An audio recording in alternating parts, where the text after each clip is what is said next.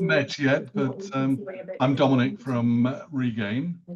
Very nice to meet you. I know you've been speaking to Callum a lot. Bonjour, Julien. Bonjour, Comment ça va? ça va bien, merci. Et vous? He probably said something in French there, but He said, "Ça va bien, merci." that's the limit of my French, I'm afraid. So, He asked how you are, actually.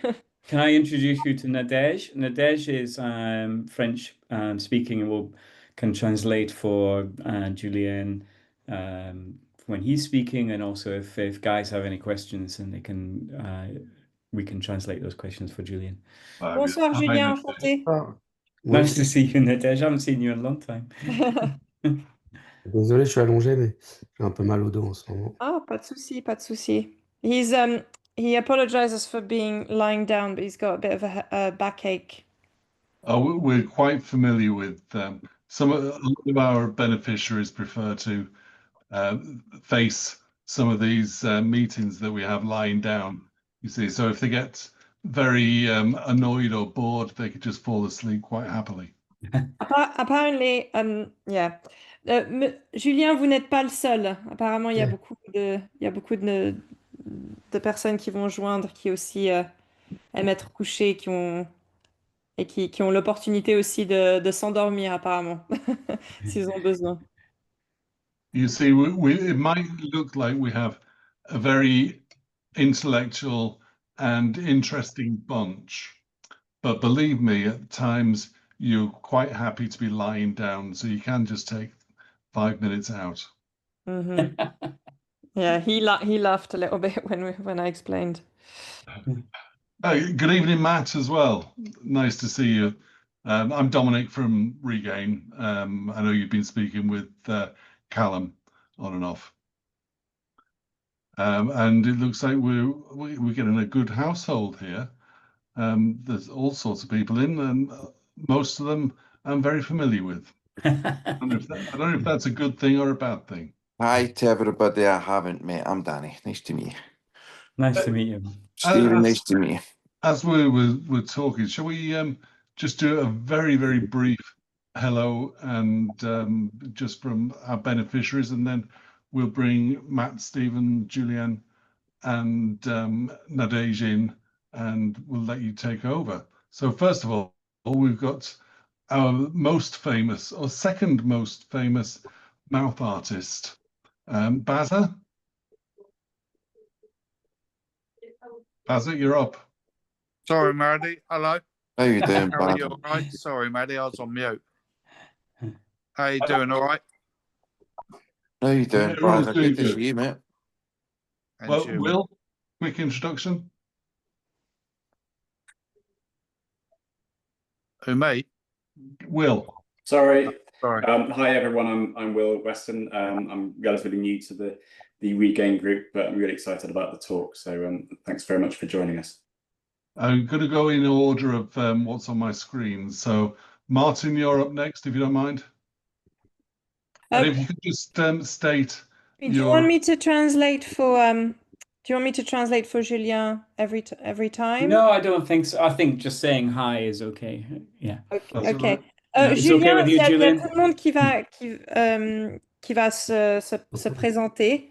Et si je vais pas traduire pour chaque personne, mais s'il y a quelqu'un que vous voudriez, vous en voudriez savoir plus ou quelque chose comme ça, vous me demandez. Et je peux me tutoyer. Vous comprenez pas quelque chose aussi, mais je pense que on fera un peu plus vite si tout le monde peut dire leur nom et ce qu'ils font. Ok. And for Julian's sake, and also Stephen and Matt, just to let you know, we've got quite a large gamut of tetraplegic injuries, ranging from sort of C3, C4, all the way through to C7, with a mixture of complete and incomplete. So you've got the whole lot of us to deal with. Donc, juste pour vous dire, Julien, ce qu'il vient de dire, c'est qu'il y a un groupe assez varié et il y a plusieurs niveaux. Enfin, moi, je suis pas une experte, hein, donc je peux, Ouais. je peux pas savoir, mais il dit qu'il y a des C3 et C4, des Ok, niveaux ok. de tétraplégie que vous connaissez peut-être mieux que moi. Oui, Ça vous dit quelque chose? oui, oui, pas de souci. Ok. Donc il dit qu'il y a un Oui, groupe très oui, varié oui. en fait. Ok. And if I could just say thank you all for coming along. And I think rather than just going through lots of introductions and hellos, if we could all just say hello and welcome to our mutual friend. Hi. And then Bonjour. no further ado, Matt, Stephen, would you like to take over, and I'll leave it to you. You can share the screen whenever you need. Yeah, I think I should probably start, as this project really began for me in 2022. I was filming for National Geographic. They have these Shark Week type events every year. We were making shows for that, and I was with it was all very run of the mill for me, you know, because sounds exciting, but it's kind of a Nadej can attest. It's kind of like they're run of the mill shows. But I was with a nice crew, and I met this chap called Brock Maxey, and over a sundowner rum, we were chatting, and I asked him, you know, what's the most amazing dive that you've ever done in your life? And I did. He replied, I was thinking, oh, because he's filmed great white sharks, he's filmed a sardine run in South Africa, he's filmed, you know, the humpback migration, he's filmed orcas, everything. And I thought, you know, I was going to get one of those stories, but he told me, hands down, the most extraordinary dive of his life is with this gentleman, Julien, and so I started learning about him. And in my mind, I just couldn't compute that a man who was completely paralyzed beneath the neck could dive and then would dive with sharks. It just seemed totally implausible to me. And I spent then, Brock is very guarded about his contact with Julian and very protective. And it took me 4 months to get Julian's email.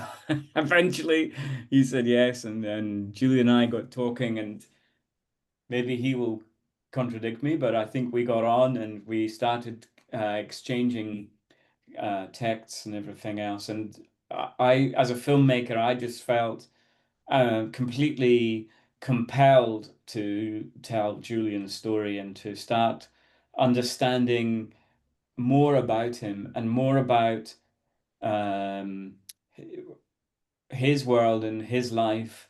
And a lot of people we've met think this film is about sharks, and they think it's about and the tetraplegic bit is the secondary bit. You know, it's like, oh, this is a film about sharks, and I had to tell loads of people off. You know, it's like they call it, oh, that shark show. What are you doing with that shark show? And I was like, no, it's not a shark. It's not sharks. It's about Julian's quest, his lifelong desire to find, and I'm speaking for Julian, and he's here, and I think, you know, he could probably say this better for himself. But in my mind, this film is about Julian's quest to find those fleeting moments in your life that you're not Julian the tetraplegic, you're free. You're Julian who is living this extraordinary moments in his life. And I think we've sent we did a test sequence of scenes, and you can see that the sharks that come up to Julian are they're not shy. They come right up to Julian. The fins brush against his face, underneath his arms. They confront him face on. And in those moments, what Julian has told me is that he finds this extraordinary peace in his life, this joy and be this feeling that he is alive in this world. And even as a tetraplegic person, he has every right to exist on this planet and be and experience everything that the planet can offer. And what is inspiring for me is that despite Julian's disabilities, he is able to live a life beyond what I can imagine. I've never imagined going diving with sharks. And yet here's Julian showing me, inspiring me to live a better life and a bigger life, and to have these experiences that are truly beautiful. And that's what we hope to capture. And of course, there has been hugely traumatic moments in Julian's life. At the age of 14, he was paralyzed. He lost the use of one lung. He lost the use of his diaphragm. He, is prone to a lot of infections. He's had a big, big struggle in his life. But here he is showing us able-bodied people how to live. And that's extraordinary. And I find it beautiful and inspiring. So maybe Julian, maybe you would like to tell us a little bit about your life and why you think we're doing this project. Julien, je ne sais pas si vous avez tout compris ou si vous, J'ai tout compris, ouais. vous avez tout compris ce qu'il a dit. OK. Ouais. Donc, si vous He's pourriez... heard it so many times, Nadej. Ah, OK. Fine. Fine. Quand vous parlez, laissez-moi juste de temps en temps un petit trou pour pouvoir parce que je Oui, vais bien essayer sûr, de bien sûr. mémoriser autant que je peux, puis je vais peut-être vous arrêter un petit peu. Vous pouvez me tutoyer. Ah, pardon. He just corrected me because I used the polite way to speak to him, and he was like, "No, you need to do the casual way." So, pardon. Si tu pourrais t'arrêter de temps en temps pour Oui, qu'on oui, puisse faire, ce serait super. j'ai l'habitude. Et donc, qu'est-ce qu'il veut que je fasse? Il veut que je me présente, c'est ça? Ouais, te présente et que tu racontes ton histoire de ton point de vue. That's what you want, Steve. A little bit about himself. Yeah. Yeah. Yeah, ouais, que His tu te accident. présentes et que tu nous dises un petit peu ton histoire et qu'est-ce qui pourquoi les requins t'ont intéressé comme ça, ce genre de choses-là. Euh, donc, j'ai 43 ans. J'ai eu un accident à l'âge de 14 ans. J'ai fait un plongeon en eau peu profonde. Okay, Nadej. Oh, he's 43 and he he had an accident when he was 14 and he plunged at sort of a very shallow really shallow water et c'est ça qui a causé ta tétraplégie? C'est ça, ouais. Voilà, donc, j'ai passé pas mal de temps, à peu près 3 ans en rééducation. Ensuite, j'ai repris les études. J'ai passé 2 BTS. Voilà, je te laisse Il va traduire. falloir que je leur dise donc. So after that, he spent three years in sort of re-education, or how do you call it? Sorry if I'm not using the right words. Rehabilitation. Rehabilitation. Yeah. And then started his studies again, and something that's called BTS for the French, which I need to ask again what it is because actually It's don't. like a baccalaureate, I think. So it's like kind of a baccalaureate. Et qu'est-ce que vous avez étudié? Pardon, qu'est-ce que tu as étudié, Julien? Informatique et après l'audiovisuel, le So montage. he studied sort of computer science and audio and video. And So what was the extent of your injuries, Julian? et combien de ouais, est-ce que pardon. So quel était vos blessures, si vous voulez dire, votre handicap après cet accident complet déjà à ce moment-là? Tétraplégie. Non, tétra incomplet. Et J'ai so he became les bras qui bougent et les mains qui bougent. okay. So from the start he was completely tetraplegic, but he can move his arms and his hands. Enfin, Is that because of an operation? Is that right, Julian? oui, ils m'ont opéré. Enfin, juste après l'accident, je bougeais plus que la tête. Et après, les bras et une partie des mains sont revenus. Mais bah oui, j'avais une fracture des cervicales. Ils ont opéré pour mettre une plaque.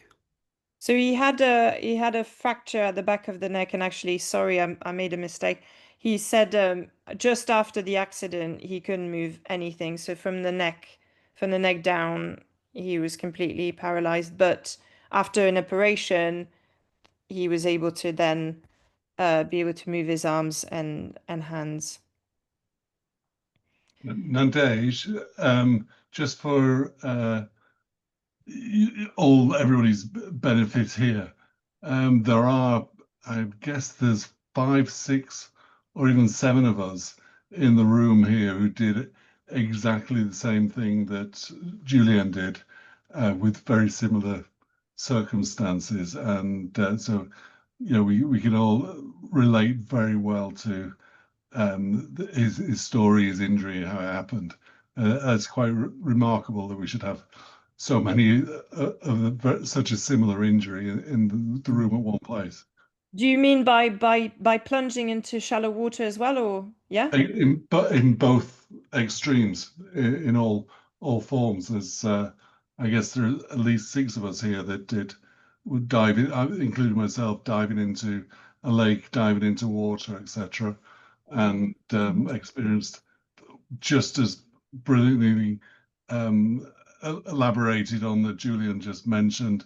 It was straight away, and yeah, we all, a lot of us can really empathize with that. Donc, ils me disent que il y en a 6 ou 7 d'eux, je ne sais pas si tu aurais compris, qui ont eu la même expérience que toi, Ouais. qui ont les mêmes sortes j'arrive pas à trouver le mot en français. Je parle tellement en anglais tout le temps que j'ai un peu de la peine. Le même genre d'handicap et de blessure. Et désolé si j'utilise pas le bon vocabulaire, Le même accident. le même accident, voilà. Thank you very much. En France, c'est la deuxième cause de tétraplégie après les accidents de la route. Wow. In France, apparently, it's the second cause of tetraplegia after road accidents. Can I ask the operation that Julian had that helped his arms operate? Quelle était l'opération, Julien, qui vous a aidé à retenir l'usage de vos bras et mains? Elle Euh, demande. non, c'est revenu tout seul après quelques mois. J'ai juste eu des opérations, on appelle ça transfert musculaire, pour récupérer l'usage des quadriceps. Hmm. So I don't know if you got some of that, Danny, but they basically transferred some muscular muscles, I think. Yeah. And so, but also it came back kind of as part of the recovery process. Okay, the rehab and stuff. And the quadriceps, he From his mentioned neck that. to his arm muscle, so that Yeah. they fused the 2 muscles in. Yeah, Right, okay, thank you. that helped. And I'm sorry, I apologize everyone that I've been brought in a bit last minute, so I don't have all the vocabulary necessarily, but we'll get through it and you can help me. Nadesh, you're doing a great job. Madam, are you French speaking or English? Both, I presume. Bilingual, yeah. Well, it doesn't sound like it, but yeah, I am. Not at all, not at all. I am very, very bad French speaker, but I can speak a bit. So it's lovely to have this conversation. Yeah, oh, thank you. Well, So, I'm glad I can. Julian, at what age did you think about going back into the diving pool? And tell me the story, tell everyone the story about how you got back into the pool and then what nearly happened to you. Ok. Donc, après l'accident, je me suis retrouvé donc dans un centre de rééducation assez célèbre de Paris et dans lequel il y avait une piscine. Et à peu près, je sais pas, je dirais 6-7 mois après l'accident, j'ai demandé non, attends, je vais recommencer. Euh, Avant l'accident, je pratiquais la plongée déjà. Et voilà, c'est depuis que je suis jeune, j'étais passionné des océans. Et en fait, une fois que, après l'accident, ouais, je dirais 7-8 mois après, j'ai demandé, parce qu'il y avait une piscine dans l'hôpital, parce qu'on met dans la piscine, je me suis procuré une bouteille de plongée et j'ai demandé à ce qu'on me mette la There, tête and sous then l'eau. Nadej can catch up. Sorry. So Julien tells us that he's always been, really passionate about the ocean, and before the accident, he was already doing some diving. So he really wanted to carry on that path. So then after the accident, he was in quite a reputable and famous center for rehabilitation in Paris, and they had a pool, and he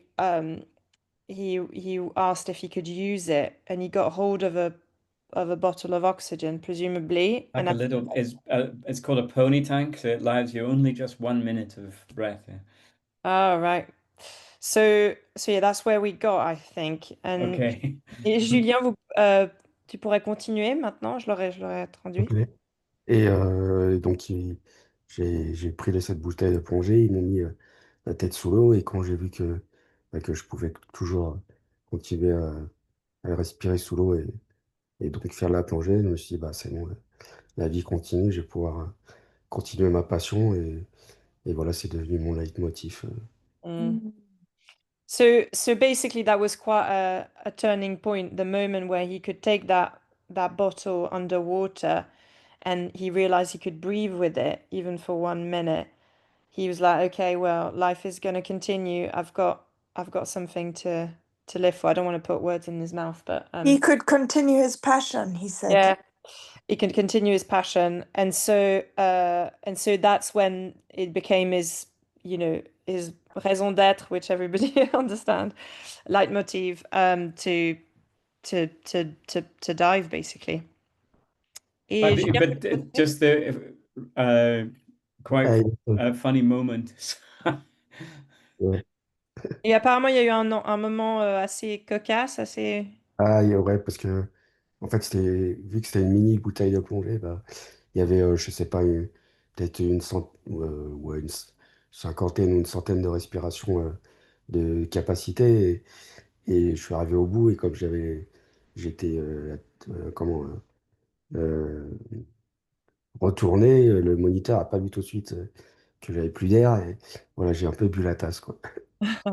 So what happened is there's only about 50 breaths or so, and the guy who was overseeing the dive didn't see, because he was Julien was facing the other way. He didn't see that Julien ran out of air, so he took quite a big gulp of water. But yeah, so that Nearly was quite a drowned. funny moment. Yeah. And Et I'm just going to quickly share this image. This is it, Julian, aged 14, correct, Julian? Il va partager une image de toi quand tu avais 14 ans. yes. What's happening with this picture, Julian? This is you around the time of your first dive? Yeah, c'était l'été où j'ai eu mon accident. On était parti en Corse. Là, j'avais fait de la plongée et du ski nautique. Et ouais, j'ai eu l'accident juste quelques mois après. So that was the summer he actually had his accident. So he had been doing some diving and some is it water skis? Yeah, water skiing, body, anything to do with the ocean. Yeah. And in Corsica. And it Mhm. was only a few months after that he had his accident, basically. Yeah. The French holidays are pretty long. You think in England it's quite long, but it's even longer in France. Je leur expliquais J'ai compris. les vacances en France sont bien longues. Ouais, plus qu'en Angleterre. Et, Mhm. et voilà, bah après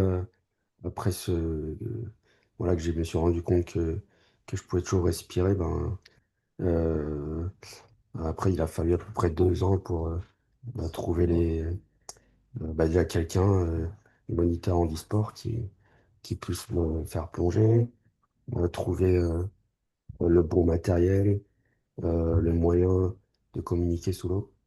Mm. Donc, il a dû faire. Oh, sorry, I'm talking in French. Sorry. So after, a lot of research over 2 or 3 years. He had to look for people who would accept to help him, divers, professionals that would accept to him the right equipment, because obviously there's only one lung.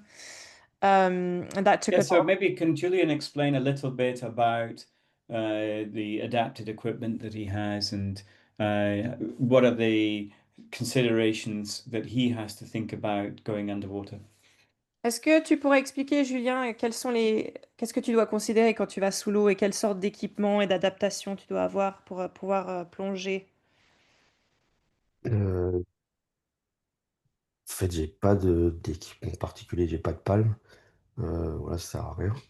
Et sinon, en fait, c'est surtout trouver euh, en anglais, le gilet, on appelle ça BCD, je crois. Euh, Mhm, Trouver le bon gilet stabilisateur et, et comment, et le bon lestage pour mhm, pouvoir avoir bah, une position agréable dans l'eau, quoi. mhm. So for him, obviously, flippers are of no use. But I don't know how many of you are familiar with diving, but there's essentially like the equipment, the BCD that you put on your mouth, etc. So you had to find one that would work for him, and obviously the right amount of weights to basically allow to pull him underwater and keep him underwater at a certain level. Sous l'eau, il y a souvent deux moniteurs avec moi. Des Mhm, fois un, souvent deux, il y en a un qui assure la stabilité. Et comme je peux pas me équilibrer tout seul les oreilles, enfin me pincer le nez pour équilibrer les oreilles, bah, j'ai besoin qu'un moniteur en face de moi le fasse. Et mhm. c'est lui qui assure, enfin il y en a un qui assure la stabilité et la propulsion, et un autre voilà, qui pince le nez. Donc souvent Qui un vous deux. porte comme ça? Il y a quelqu'un Bah, qui, il y a un des moniteurs qui vous. c'est pas vraiment porté puisque l'eau me porte, mais c'est surtout pour faire avancer. Et Mhm, comme j'ai une position assez verticale dans l'eau, bah, pour maintenir cette position, quoi. mhm. So he tries to keep a vertical position, and he usually dives with two diving professionals. We call them moniteurs in French. And he can't. I don't know if you guys know, but when you are in underwater, you just kind of need to equalize and have push your eardrums out. So usually he has someone doing it for him. So putting one of them does that, and then he assumes sort of a vertical position, and the water sort of holds him in place. But then the other person kind of makes him, go through the water and sort of get to the position where he wants to be. But it doesn't, to me at least, it doesn't sound when he explains about it that it's widely different Hmm. to other people diving. Je I leur think disais que à moi, ça me semble pas extrêmement différent de d'autres personnes quand elles plongent pour la première fois. Vous avez Mm. juste un besoin d'un peu plus d'aide. Ah oui, je suis complètement dépendant, ouais, sous l'eau. Ouais. But he is completely dependent. He did tell me that he's completely dependent on these two. Find it amazing he's able to use a breathing apparatus with like as a tetra, breathing as difficult as it is, and then the panic. And I've done offshore training with the BA and the pool and the helicopter and stuff, and there was a lot of panic I found when I first began. So I'm trying to imagine being Julian and going underwater and trying to breathe with a BA with like restricted lung. It's giving me palpitations just lying here. Donc, Danny nous dit que lui, il a essayé aussi de plonger et ce qui l'inquiète toujours, c'est la respiration. C'est comment on peut respirer. Puis il y a toujours ce moment de panique aussi et de pas être en contrôle. Euh, Est-ce que tu as expérimenté ça ou c'est pas trop un problème pour toi? Euh, Mais en fait, là, on part du principe que, enfin, en tout cas, je suis parti du principe que si je voulais faire ça, il fallait que je fasse confiance aux gens. Et voilà, ceux avec qui je plonge, donc c'est moniteur handisport, on va dire, bah, voilà, c'est les meilleurs dans leur domaine. Donc, ouais, j'avais confiance en eux. Après, oui, bon, on sait jamais ce qui peut arriver. Après, ouais, attends, je te laisserai dire ça déjà. So he's been diving with people who he really trusted, who were the best that he could find, and so he kind of had to. He knew that if he wanted to do it, he had to put his life in their hands, so to speak. But I need to come across the fact that you were talking more about the difficulty in breathing. Donc Danny, il disait aussi qu'il a déjà une difficulté à respirer. Est-ce qu'il pense que c'est ton cas aussi? Est-ce que tu as trouvé ça que c'est la même chose sous l'eau ou c'est plus difficile, moins difficile? Euh, bah, moi, j'ai 50% de capacité respiratoire, donc voilà, en plus, j'ai eu souvent des problèmes respiratoires. Mais non, en fait, il faut juste choisir un détendeur assez sensible et comme ça, pas avoir trop d'efforts. Voilà, juste on aspire un peu et l'air vient direct. Pas avoir trop Quoi, d'efforts. les tendeurs, c'est ce que vous Le avez sur. régulateur en anglais. Oh, Régulateur. so he chose Danny. He chose a regulator that really helps with his breathing. That he just needs to breathe a little bit, and there's loads of air coming. Okay, Um, so a little bit more, probably a little bit of pressure behind it, so it aids the kind of, yeah, I yeah, get that. because his lung capacity is 50%. Yeah, He's that's had he crazy, had man. he's Yeah. had a lot of like Mhm. breathing issues, and so that he said was that. But I think he seems like a trust as well of Yeah, the trust, I believe, is people. huge. Yeah. Yeah. One of Thank you. the crazy Bravo. things is like we're diving with professional shark diving cameramen, and they don't get panicked underwater, you know. They're coming up 3 tanks. They're changing tanks constantly. Julian's gone through like a quarter of his tank. Julian, Stephen, we've got a few people with questions. Do you want to Absolutely. take them as we go along, or would you prefer Yeah, it? let's do that. Yeah, that'd be great. Julien, on a quelques questions pour toi. Pas de souci. Yeah. N'hésitez Eleanor, pas. do you want to kick off?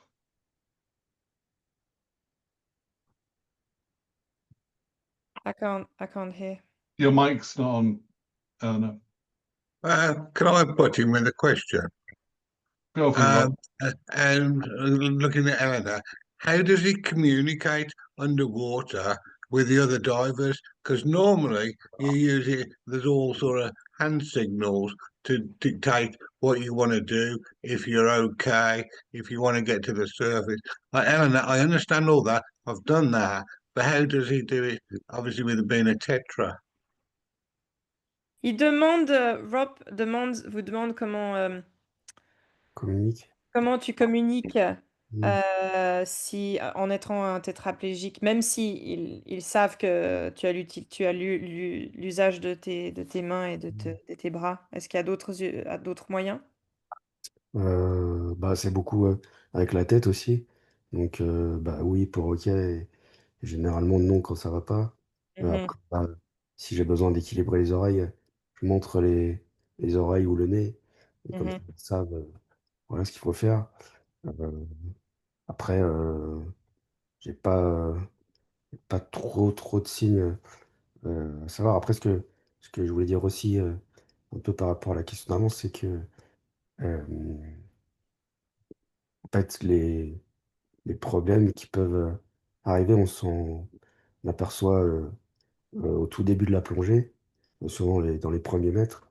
Donc voilà, après, il suffit bah, juste si ça va pas, on monte à la surface, on dit ce qui va pas, et on Mhm. repart, et généralement, tout se passe bien, quoi. Mhm. So what he says is basically there's a lot of like head gestures that he uses, so good or bad, and then also he points at his ears when he needs help with that, and then usually one of the divers will help him. But usually what he's found is that a lot of problems occur really early in the dive, and those so he will ask to go up, and they'll talk about it, they'll sort it, and generally it works quite well after that. That sort of solves the issue. But yeah, not that much communication during the dive. J'arrive à vider le One of max. the big stated aims that we had in the Bahamas last year was with full agreement from Julian, of course, was to let Julian experience being on his own without a guide or supervising diver touching or holding him. And over the, how many dives, Julian? 10, 15 dives? How many? How many dives in Bahamas? Tu as fait 10. combien? Yeah, 10. 10. 10, yeah. Yeah. We managed on 3 occasions, I think, for Julian to experience that beautiful solitude of being suspended. They got the weights just exactly right for him to be neutral and not tipping or falling, and to be there suspended with sharks swimming around. It was a very beautiful moment, but not without risk, as you can imagine. Sorry, Eleanor, you had your hand up. You have a question? Après, il y a quelqu'un qui pose une question. Eleanor, you're on mute. Elle essaye, mais on l'entend pas. Elle essaye, mais on ne l'entend pas. Do you want to ask your question in the chat, and I can translate that way? That might be a way to do it. Well, meanwhile, did you have a question, Ness? Vanessa? Yeah. Ah, yes.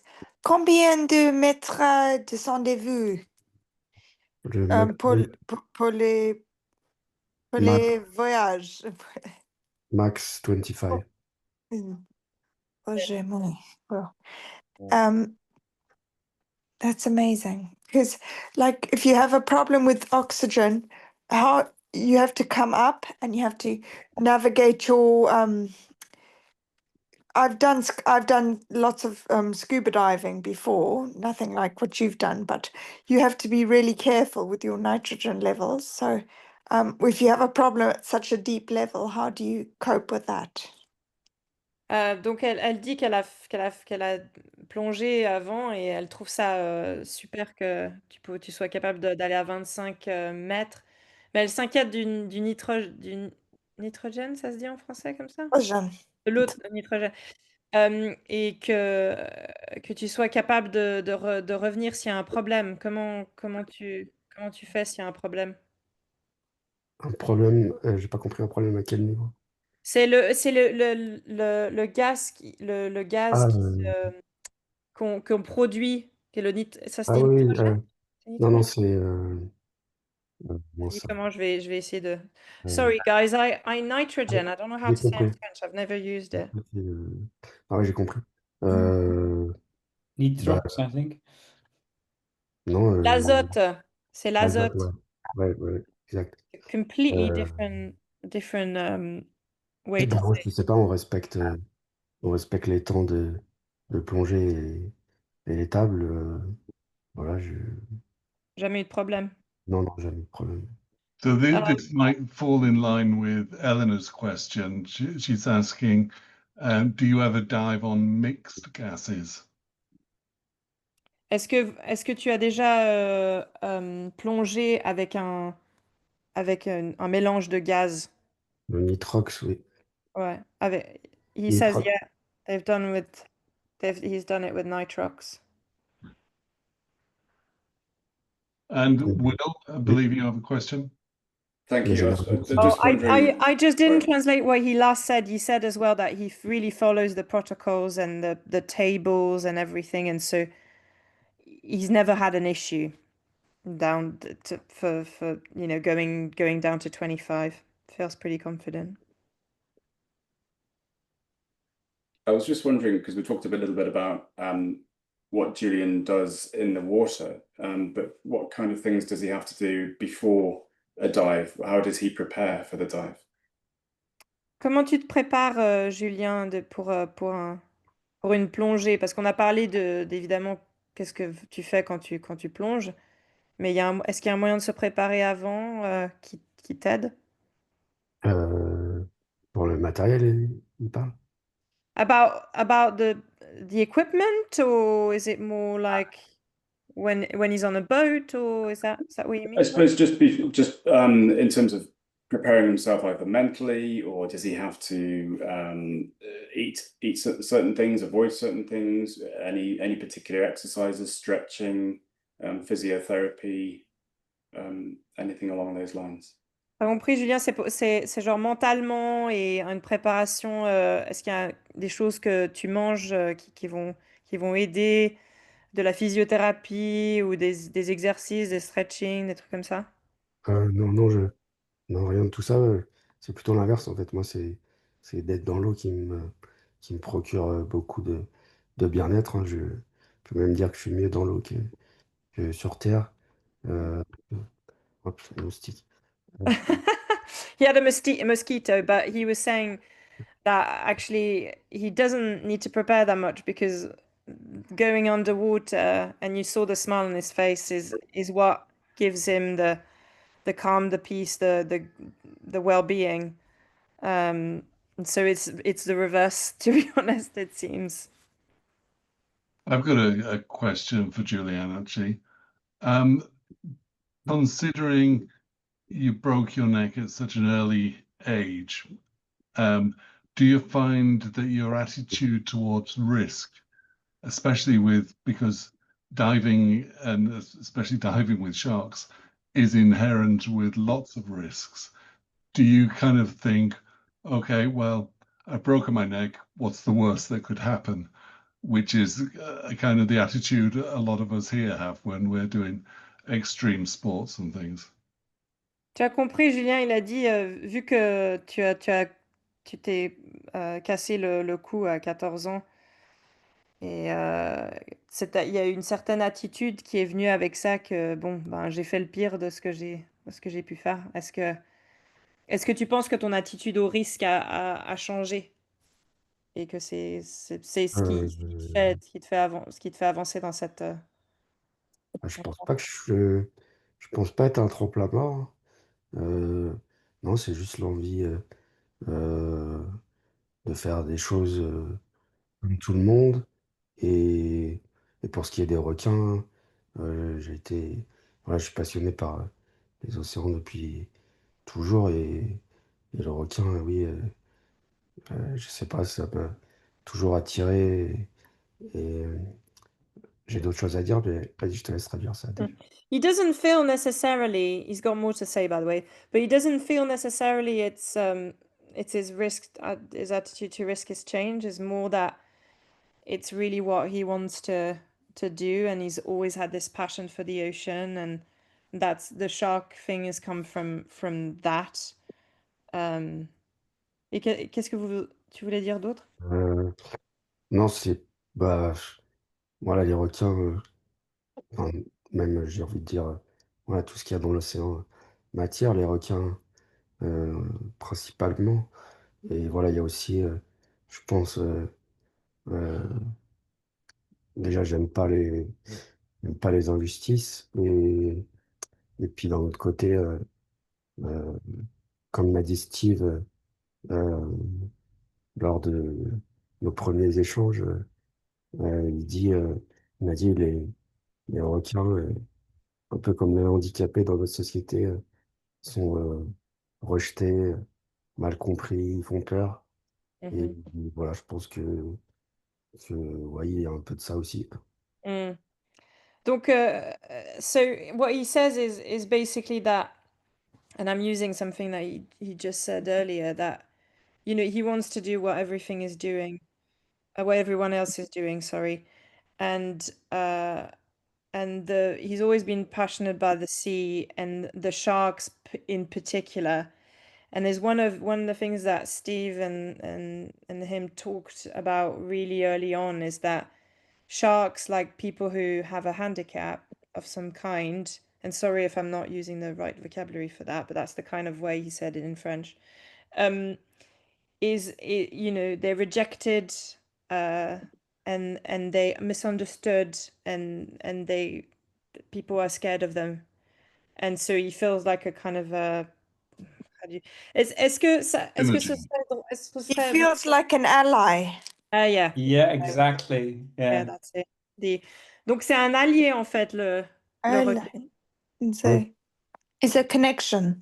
Et really. I think some of those parallels are things that really drew me to be, so excited about Julian's story is, you have an animal that is the world's most evolved predator. It is older than trees.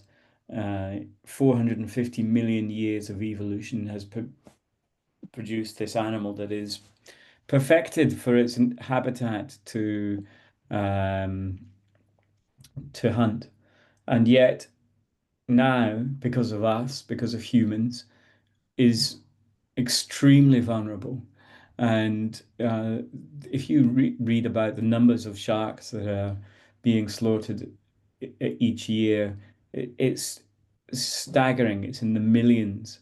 Millions of sharks are killed for their fins or caught in bycatch or die because of pollution every year.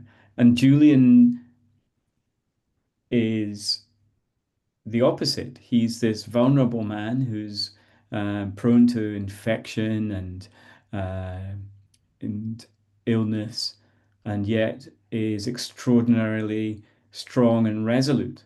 And those two parallels are fascinating, really.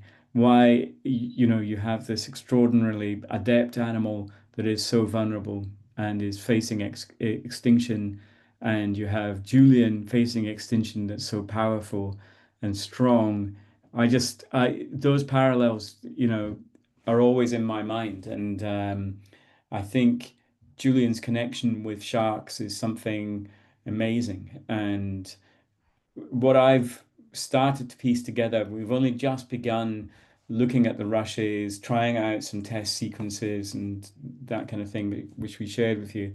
Um, he um, he has a perspective on life that is really unusual and different, and because of what happened to him. And um, I, you know, I think Brock said it.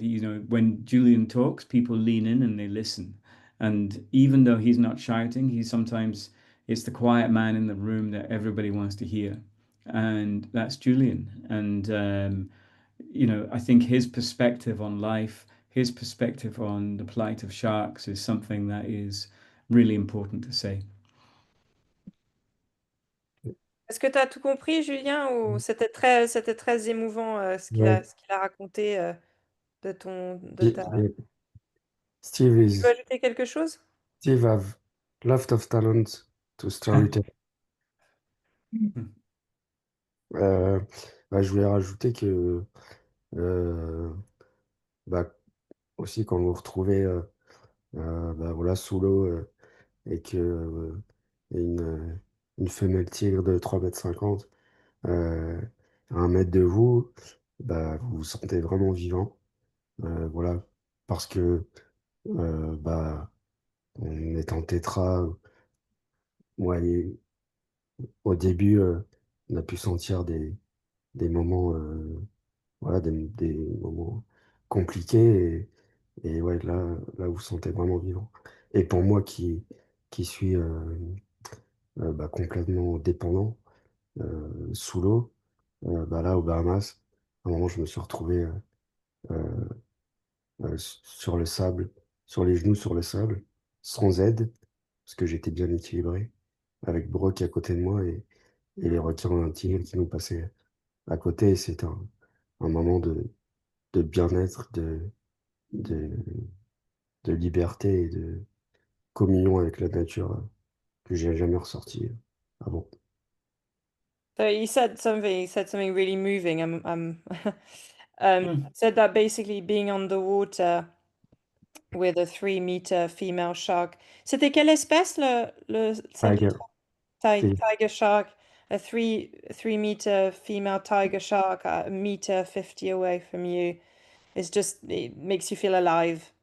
And as a tetraplegic, obviously, you go through a lot of very difficult moments, complex moments, that the way he says it. And, at one point in the Bahamas, he was standing on his knees with Brock, and he was perfectly balanced, so he didn't need any help. He just had Brock next to him, and to have all of these sharks around him, he felt a real communion with nature. I hope I haven't forgotten anything he said, but yeah, that's Euh, kind of... Yeah. Quelque chose à ajouter, Vraiment. Julien? Ouais, non, voilà, c'était un moment incroyable.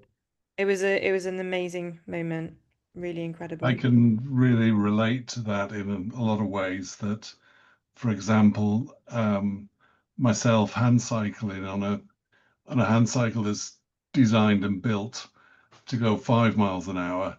I ended up going 60 kilometers an hour down the side of a volcano in Amazing. Bali, surrounded by other cyclists, motorcyclists, cars, etc. And you know that at any moment you could die because you hit a crack or anything. But there's a incredible calmness knowing that this is living life to its full, and the danger side to it, I guess, with like being surrounded by sharks, is a very similar feeling of, not that you're invincible, your limits, but you still want to do it because it's exhilarating, and it's, as Julian perfectly said, you feel like you're living again, even though you're on the cusp of disaster. Mm. Donc, That was beautiful. I agree with you, Dom. Thank you for sharing that. Mhm. So, Dom, il a dit que il a eu une expérience similaire à toi. Je sais pas si tu as tout compris, mais il était sur le bord d'un volcan et il était sur un vélo adapté. So, could you say again what you were on? On a Hand bicycle cycle. going down a volcano. Like a bicycle, yeah, Adapted. hand cycle. Donc, il utilise ses mains pour le. C'est un vélo qu'on utilise les mains. Et c'est adapté pour une certaine vitesse, mais il allait à 60 km/h et avec d'autres cyclistes autour de lui et il s'est senti de nouveau vivant. Mm. Et il se sent proche de toi dans ce sens, quoi, qu'il a vraiment. Il savait qu'à n'importe quel moment, il pouvait y avoir une pierre ou quoi, il pouvait tomber et puis peut-être mourir, mais à ce moment-là, il avait comme une communion similaire à ce que tu disais Complètement. à propos des requins. Ouais, je comprends. Julian, Sam has raised a very interesting question. I think is really important is your body temperature when you are underwater. How important is it to keep your temperature regulated? Ouais, en fonction de ta température, comment tu la régules, ta température sous l'eau? Bah déjà, je plonge, en tout cas pour le moment, que dans des eaux chaudes. J'ai une combinaison semi-étanche de 7 mm. Et voilà, dans les eaux chaudes, voilà, j'avais vraiment du bon matériel. Et ce qui fait que j'ai pu rester. Bon, ça va peut-être paraître fou pour certains ce que je vais dire, mais voilà, on a fait la dernière plongée, a duré 1h40. Et voilà, j'ai pas eu froid. Euh, donc, ouais, si on a le bon matériel, euh, euh, voilà, après, je tenterais bien d'aller dans des eaux plus froides, mais je sais pas si ce serait adapté pour moi. Soit la plongerie serait beaucoup plus courte, ou alors il faudrait une combinaison étanche. Mais je sais pas si je peux utiliser ça. Mm. So he says basically that he obviously so far he's done a lot of dives in warm waters, so that definitely helps. But he's got like a suit that is also 7 mm, so it's a very good kit, and it helps. It hasn't been an issue, and he's done a dive, doing an hour 40, and there hasn't been a problem. And obviously he'll have to rethink when he goes to. He's thinking about colder water things, and might not work out, might not be possible. Oh, really? Mais avant cette combinaison-là que j'ai eue pour les Bahamas, j'avais une autre combinaison semi-étanche, mais qui était un peu moins performante. Et souvent, ou même quand je plonge dans la piscine, où voilà, j'ai une toute petite combinaison, j'ai souvent le froid qui arrive, voilà, je dirais, au bout de un quart d'heure, 20 minutes, et ça passe pendant quelques temps. Et je sais pas, je dirais pareil, à peu près 20 minutes aussi, et ça revient. Voilà, après, oui, et après ce temps-là, je suis obligé de remonter parce que le froid repart plus, quoi. Mm. So what he said is basically like he used to have a suit that wasn't as good, and he also has that suit for when he goes to the pool, and after 15-20 minutes it gets quite cold. And usually it goes, seems quite tolerant. It goes, but then if it comes back, he really has to think about going back up because the cold will be there to stay. Yeah, because I feel the cold so easily. Like I was outside for about half an hour today. Obviously, I was dressed when I was outside, but I come back in and I've spent the rest of the evening under an electric blanket trying to warm up. So I can imagine like being in the water, like here Julian says he's been in warm waters, so it hasn't been too bad. But I can imagine cold waters could be awful or near impossible, basically, to do dives. I can say hand on heart, you know, the effort and strain that Julian puts into diving is huge, you know. We all see, you know, after the dives, Julian is exhausted. He's really very tired, très fatigué, and it takes a lot out of him to do these dives. It's incredible, really, because we get tired doing the easiest of tasks anyway, and most of us have two lungs, like so. I mean, to be able to do that on one lung as well is yeah, it's incredible. Donc Sam, il est très impressionné parce que aujourd'hui il est sorti pendant une heure ou deux et il a eu vraiment froid et ça lui a pris toute la soirée pour se réchauffer. Donc d'être dans l'eau, il trouve ça absolument incroyable. Et puis Steve a dit que évidemment Fatigué après la quand tu plongée. vas ouais quand tu fais de la plongée, ça te pompe énormément d'énergie. Donc après, tu es très fatigué. Et puis Sam, il est très admiratif de ça parce que lui, même pour les tâches de tous les jours, il est fatigué. Enfin, la plupart de cette communauté aussi. Donc il a beaucoup d'admiration que tu sois capable de faire quelque chose qui est si hors du commun. Donc voilà, beaucoup Merci, merci. d'admiration. C'est gentil. Juste pour He dire, says it's very nice, thank you. merci. Yeah. Juste pour réagir à son propos, bah, donc 2 ans après l'accident, on part en Égypte pour bah, plonger. Et en fait, on est parti en février et j'avais une combinaison humide. Et voilà, on a fait une plongée, je sais pas, peut-être 30 ou 40 minutes. Donc l'Égypte en février, c'est pas spécialement chaud.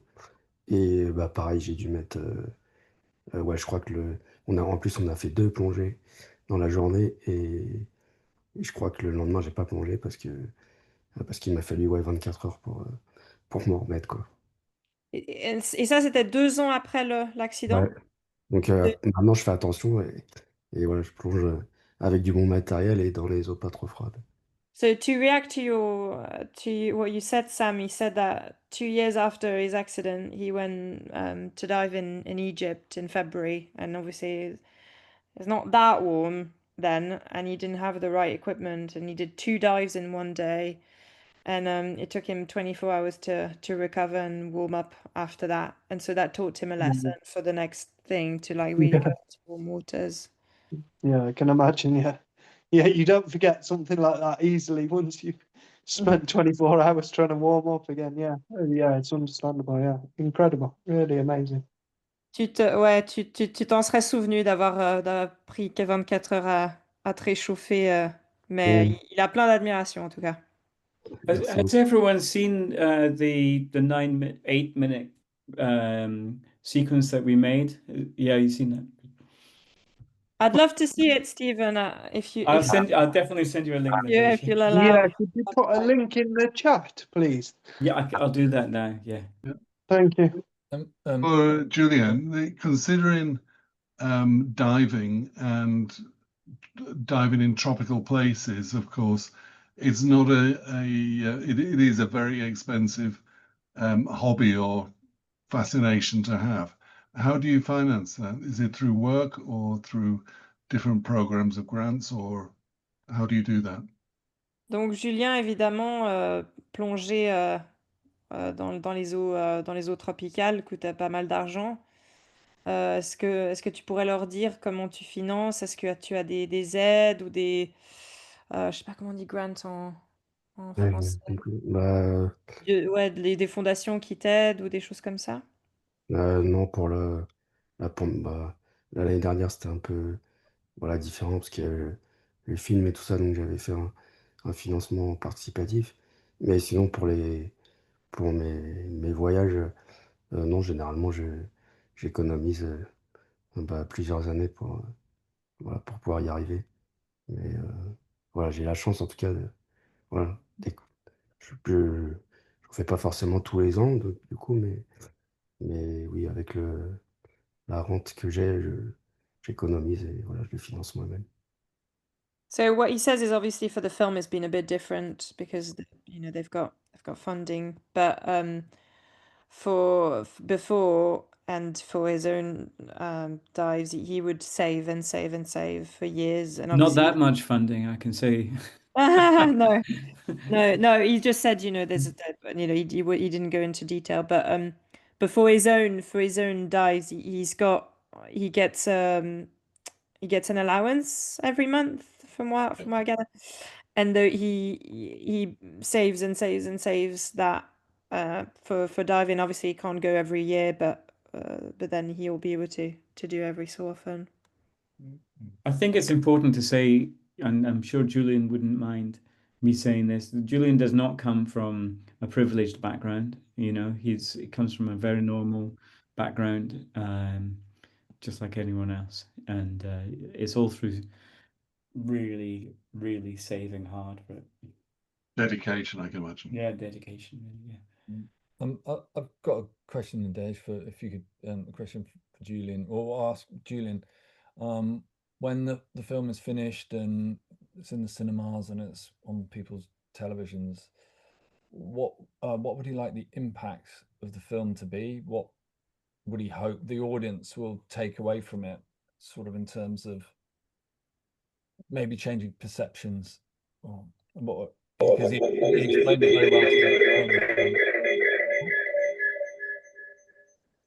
Julien, est-ce que Matt demande en fait quel serait ton espoir pour ce film? Qu'est-ce que tu voudrais que l'audience en retienne? Qu'est-ce que voudrais que l'impact soit sur les gens qui le voient? En fait, je voudrais juste surtout que le regard sur nous, à la fois sur nous et aussi sur les requins change.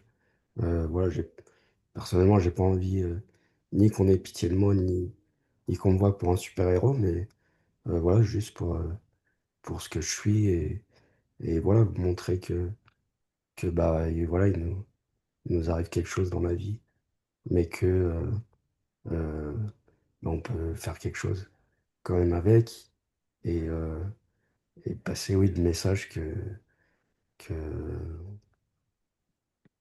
voilà, si vous êtes passionné par quelque chose ou si vous trouvez quelque chose qui vous motive, essayez d'y aller, trouver les bonnes personnes et puis y aller à fond et ouais, en gros. Mm. So obviously he would like perception to change, but about sharks and tetraplegics as well. But he doesn't want any pity or to become a hero. It's kind of the in between to show that if you've got a passion about something and you really love it, that throw yourself into it completely. and that it's possible to do it, basically. It's quite simple, but really beautiful. He said it in a much more beautiful way than I could. Juste, ouais, accomplir. Pardon. Accomplir voilà, ses rêves. En tout cas, voilà, même un handicap, voilà, on peut accomplir ses rêves et vivre sa passion. He would like to Et- demonstrate that. Oh, je vais juste traduire ça. He would like to demonstrate that even with a handicap like his, you could realize your dream and your passion. Et Et il y a pardon, quelque chose, Julien? ouais, et il y a quelque chose aussi de très important pour moi, c'est que voilà, à la fois ce qui m'est arrivé et cette passion que j'ai m'a permis de, de réunir voilà, du monde, de réunir euh, bah, des gens qui sont devenus des amis maintenant. Euh, j'ai souvent l'habitude de dire que tous les endroits où je suis passé, euh, les hôpitaux, la scolarité, la plongée, les voyages, j'en ai toujours tiré des amitiés. Ça, c'est, voilà, je trouve que c'est une grande chance, un cadeau euh, dans la vie. Et là, bah, voilà, pour le film, ouais, moi, le petit Tetra plongeur français, et j'ai réuni bah, un réalisateur anglais, des caméramans bahémiens, sud-africains. Et voilà, c'est une grande chance en tout cas. Mm. He's very grateful that he had, his accident and his passion, wherever he's been, has been able to pull people together and has created a lot of friendships. And for him, and so all of the diving places he's been, all of the hospitals he's been, and he's very humbly happy that, for example, a little Tetra French diver, as he says his words, um, has been able to, pull together like a director from the UK, divers from South Africa, and I forget. Pardon, j'ai oublié la fin. C'est donc un directeur un réalisateur Vraiment, anglais, Brock est bahémien et enfin sud-africain et ouais, les caméramans étaient sud-africains.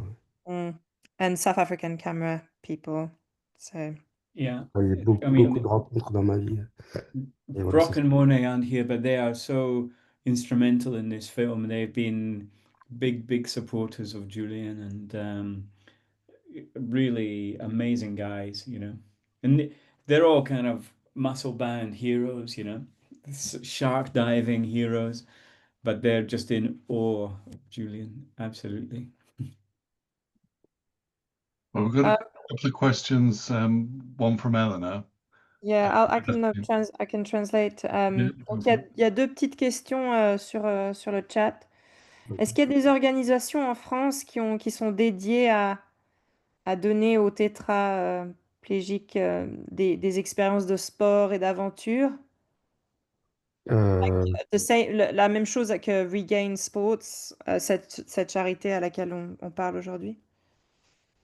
bah, en tout cas, pour ma part, pour la plongée, oui, il y a une fédération d'e-sport, donc voilà, c'est gratuit, les moniteurs sont bénévoles, donc euh, voilà. Après, oui, je sais qu'il y a des associations qui vous permettent euh,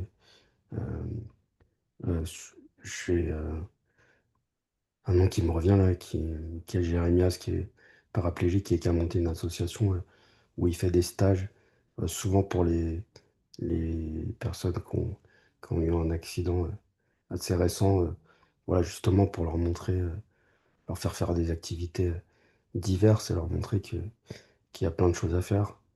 Euh, oui, il y a des associations, je ne vais pas dire qu'elles sont nombreuses, mais il y en a quand même. Mm. Voilà. There are a few. There's not a lot. But one of the things he said that, for example, for him, the diving instructors are free because they actually like what do you call that? They volunteer. So that works in that way. And then there's a tetraplegic. He mentioned the name of a charity, but he might have to put it in I think it's writing. called AJFIB. AJFIB. So it was organized by someone who's tetraplegia as well, and organizing different activities. And so yes, there are a few, but not enough from what he says. And Baza wants to know what's it like to look a shark in the eye. Yeah. De voir quel est le ressentiment derrière de voir un requin et le regarder doigt dans l'œil. Droit dans l'œil, pas doigt dans l'œil. Bah, un sentiment d'humilité déjà, voilà, et puis un sentiment, bah, comme disait Steve tout à l'heure, vous êtes, voilà, enfin c'est un requin, ça fait 500 millions d'années qu'ils sont là, et voilà, ils ont su évoluer malgré toutes les difficultés. On ne sait pas s'ils survivront à nous, les hommes. Mais ouais, à la fois, on ressent toute la puissance qu'il peut avoir, et puis oui, ça, ça nous remet un peu à notre place des petits humains. Et ouais, pour moi, ouais, j'ai vraiment eu cette impression de communion. Voilà, même si bah, il est bien plus puissant que moi, et je pense que s'il avait justement, comment dire, s'il avait la connaissance de la puissance qu'il a par rapport à nous, je pense qu'on ferait pas long feu. Donc, ouais, c'était un grand moment. Ouais. So he says it makes him very humble to be looking at a shark. This species have been there for 500 million years. It's gone through a lot to get to where they are, you know. And he feels like there's a great power in these animals, but if they were aware of the power that they have, you know, with us little humans, you know, we wouldn't. Qu'est-ce que tu as dit? Oui, on serait pas là ou ils Ah, auraient. pas long, on fera, si, Ah, on il ferait avait, pas long feu. ouais, Yeah, he used a French expression, but yeah, we wouldn't last long if they knew the power that they could have over us. Yeah, so that very, very beautiful, sort I of think really something humble. Julian's always said to me is that we are in their home, and they've invited us into their home. We're not on our terms, we're on their terms. And that's something, that's part of the privilege that Julian feels, I think. We've got a hands up from Professor McCafferty here at the moment. Yeah, I'm not a professor. Don't be putting me in that. Quick question. So, I saw your video, or your film earlier on, and there was a quote that I'm going to butcher, but it said that there's kind of two options. You can either stay in bed or make the best of your life. And that's kind of universal. It's a real reminder to be aspirational and make the most of what you have. And I think it's even stronger than that, John. It's you can stay in bed, but you're not going to last long that way. Yeah, you'd be surprised. I've been in bed for quite a while sometimes, but yeah, you're right. It is about in terms of making progressive steps forward to the future. So that quote really hit me hard. So I'm glad that's in your film, and I'll be looking forward to watching that in the future. John voulait dire qu'il y a un moment dans le film, moi je l'ai pas vu personnellement, mais je vais le regarder après quand c'est fini, où il y a quelqu'un qui dit que on peut rester au lit ou faire sa vie, quoi. Et puis il disait, puis Steven l'a corrigé, lui a dit, ouais, on peut rester en vie ou ne. What did you say? Or die, Steve? Did you say? Will you Julian stay in said, bed or? listen, you've got two choices. You can stay in your bed, but you're not going to last very long that way. On Or peut you can go out and live your life. vous avez deux choix. Tu peux rester au lit ou tu peux, mais tu vas pas y rester très longtemps, quoi. Et, Et John, il a pas vraiment de questions, mais ça l'a vraiment touché, ça, parce que ça fait des années qu'il reste au lit, quoi. Donc ça l'a et vraiment touché, ça. en fait, j'ai parlé de rester au lit, mais c'est ouais, c'était pour éviter de parler peut-être carrément de la oui de mort, mais ouais, oui, je comprends que ça puisse toucher, j'en suis désolé. Mm.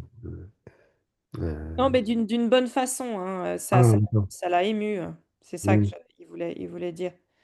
Euh, Après, voilà, j'ai j'ai eu la chance voilà, d'avoir cette passion et qui est devenue mon leitmotiv. Et, euh, peut-être c'est pas forcément le cas de tout le monde, ou alors, en tout cas, pas au moment de l'accident, mais je pense que peut-être rester ouvert et écouter, essayer des choses qui permettront justement bah ouais, de trouver, euh, se trouver une passion, se trouver quelque chose qu'on aura envie de faire, hein, et pas forcément voilà, un truc qui paraît peut-être un peu dingue d'aller plonger avec des requins, mais que de rester, juste rester ouvert et continuer d'essayer des choses euh, pour, ouais, pour se trouver un truc qui vous fait kiffer, quoi.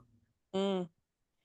So he says you know, he feels that he's sort of reacting to the way you felt, John. And he feels like he's sorry. Well, he said, "Oh, I'm sorry. I sort of moved him," but like I was like, "Oh no, it's kind of in a good way." And he said, he said like stay in bed is kind of his way to say like, dying, but he didn't want to be dramatic. Um, he said obviously like for him, diving has always been his thing, and that's kept him going.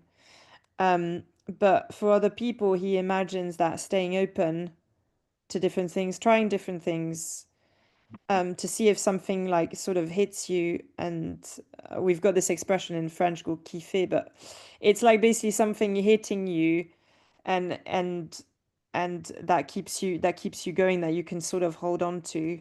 That's gonna make you go. Basically, that's what he says, and kind of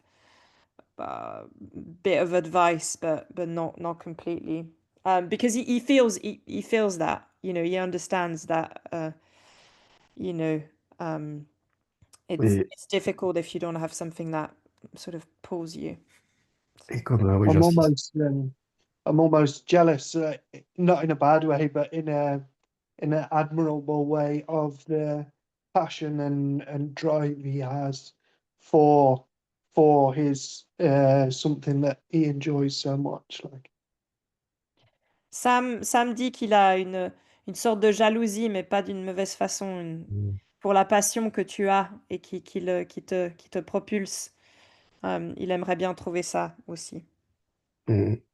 Et oui, je vais juste rajouter sur ce que j'ai insisté un peu tout à l'heure, c'est que voilà, tout, enfin, à la fois ce que j'ai vécu et, et aussi ma passion, voilà, m'a permis de rencontrer voilà, des personnes extraordinaires.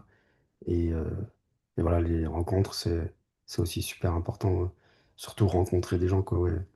Parce que, parce que oui, rester, c'est pas simple. Moi aussi, hein, j'ai aussi beaucoup de moments où très calme, où il se passe rien.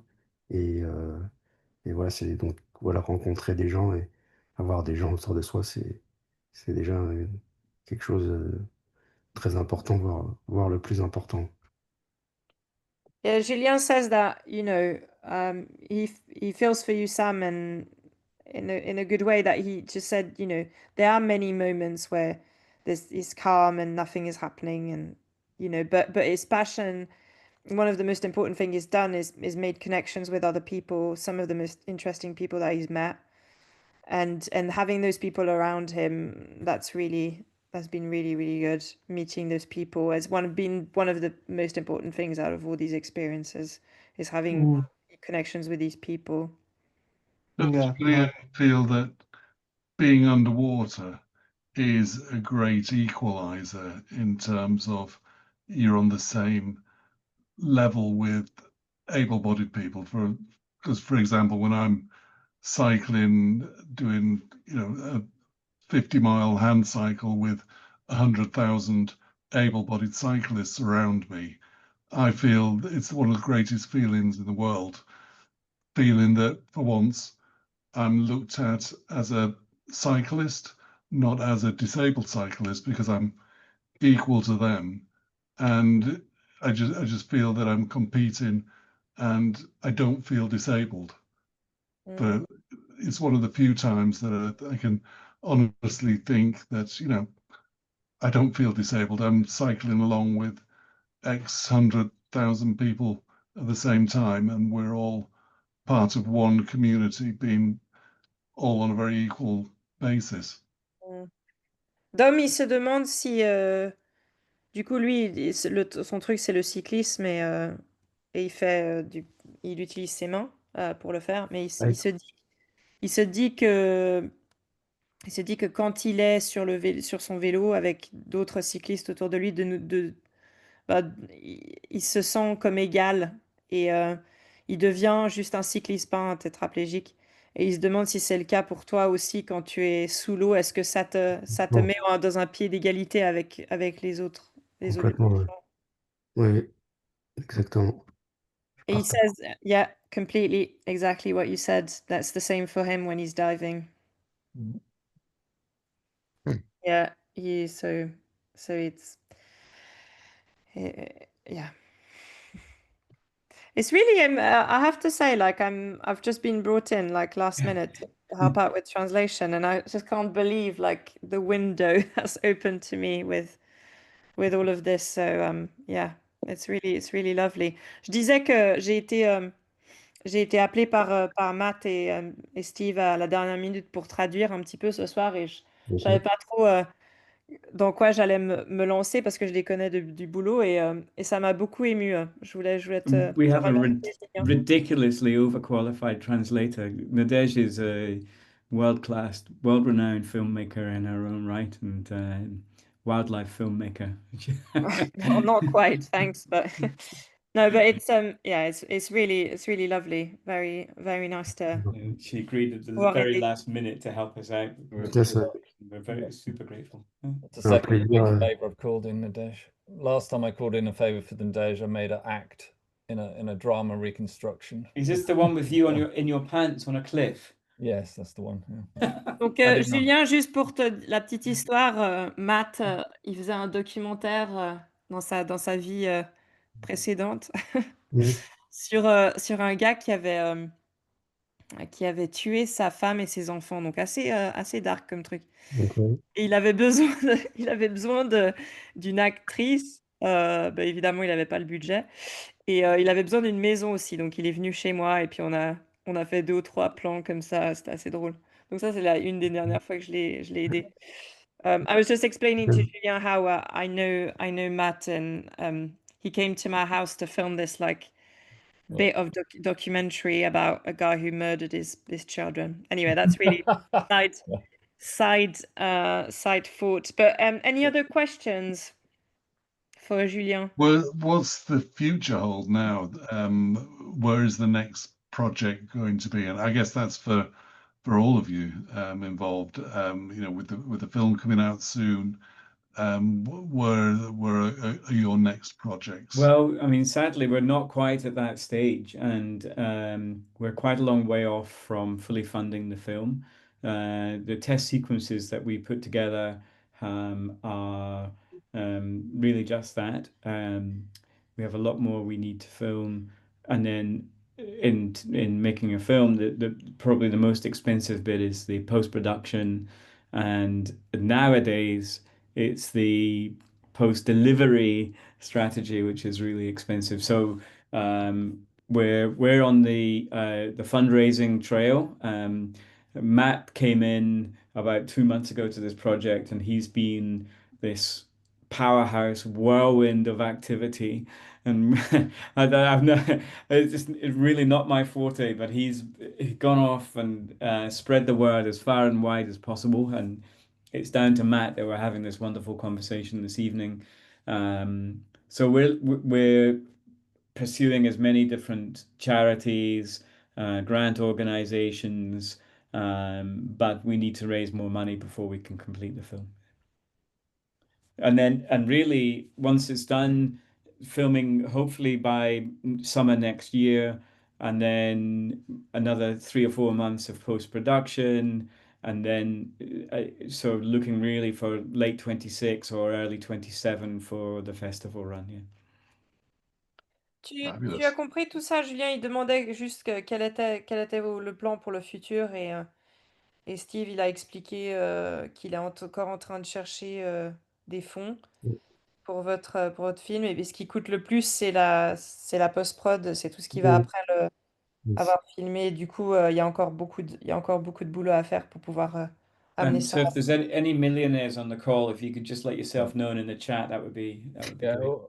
or I was going to say, if you know any billionaires as well, that's also Or billionaires are even better. Yeah.